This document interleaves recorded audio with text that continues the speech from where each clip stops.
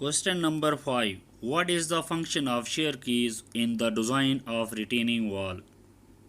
In determining of external stability of retaining walls, failure modes like bearing failure, sliding, and overturning are normally considered in design.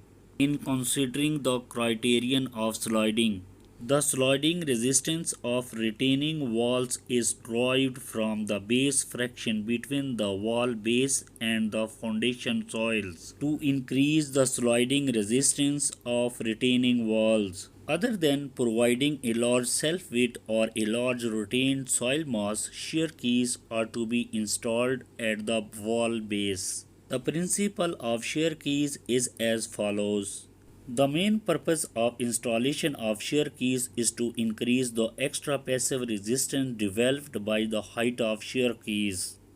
However, active pressure developed by shear keys also increases simultaneously.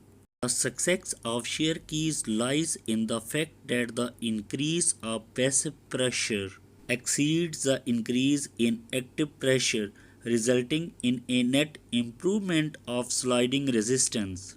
On the other hand, friction between the wall base and the foundation soil is normally about a fraction of the angle of internal resistance.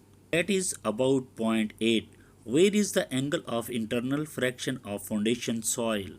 When a shear key is installed at the base of the retaining wall, the failure surface is changed from the wall base soil horizontal plane to a plane within foundation soil. Therefore, the friction angle mobilized in this case is instead of zero point 0.8 in the previous case, and the sliding resistance can be enhanced. Thanks for watching.